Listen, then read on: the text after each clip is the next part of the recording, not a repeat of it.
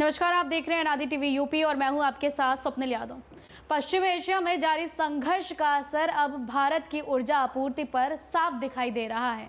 खाड़ी देश कतर भारत को एलएनजी का सबसे बड़ा सप्लायर है, लेकिन हॉर्मोज जलडमरू मध्य में जहाजों की आवाजाही प्रभावित होने और कतर के ठिकानों पर हमलों की खबरों के बाद भारत में गैस सप्लाई पर दबाव बढ़ गया है। इसके कारण देश के कई बड़े शहरों में गैस की किल्लत की स्थिति बनती दिख रही है।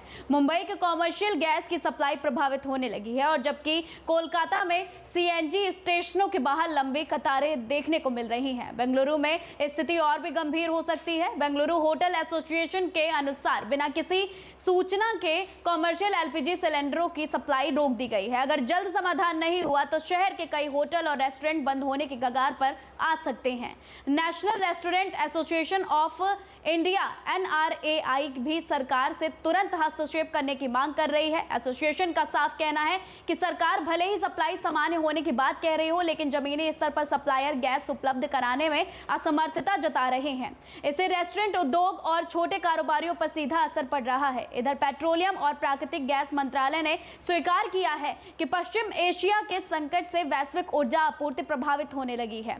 भारत अपनी बड़ी एलपीजी जरूरत आयात से पूरी करता है और इसका बड़ा हिस्सा होर्मुज जलडमरू मध्य से रास्ते से आता है। स्थिति को देखते हुए सरकार ने रिफाइनरियों को एलपीजी उत्पादन बढ़ाने और अतिरिक्त गैस को घरेलू उपभोक्ताओं तक पहुंचाने के निर्देश दे दिए हैं। साथ ही घरेलू गैस सिलेंडर की बुकिंग के बीच 25 दिनों का अंतर अनिवार्य कर दिया गया है, ताकि जमाखोरी और घबराहट में ज्यादा बुकिंग की प्रवृत्ति रोकी जा सके।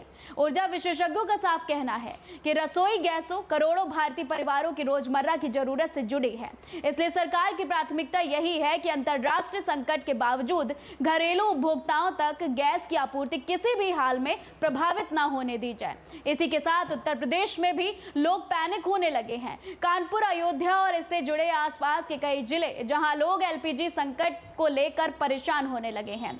लोग चिंतित हैं कि अगर मिडिल ईस्ट में वॉर खत्म नहीं हुआ तो भारत पर इसका गहरा असर पड़ सकता है। इसी बीच अखिलेश यादव ने भी बड़ा बयान दिया। घरेलू रसोई गैस सिलेंडर की कीमतों में भारी इजाफे के बाद इस पर राजनीति भी तेज हो गई है। विपक्षी पार्टियां केंद्र और बीजेपी को घेरने में जुट गई हैं। उत्तर प्रदेश के पूर्व मुख्यमंत्री और सपा प्रमुख अखिलेश यादव ने महंगाई को लेकर केंद्र सरकार पर हमला बोला है। अखिलेश यादव ने सोशल मीडिया प्लेटफॉर्म पर लिखा कि जब जाएंगे भाजपाई तभी घटेगी महंगाई। फिलहाल लोगों को एलपीजी की किल्लत कब तक झेलनी पड़ेगी और युद्ध कब रुकेगा, इस पर अभी भी कुछ भी नहीं कहा जा सकता है, लेकिन बात साफ है कि एलपीजी संकट को लेकर लोग चिंतित नजर आ रहे हैं। फिलहाल आज के खास कार्यक्रम में बस इतना ही। अब वक्त हो गया है आपसे इजाजत लेने का, तो हमें दीजिए इजाजत और आप देखते रहिए अनादि टीवी यूपी।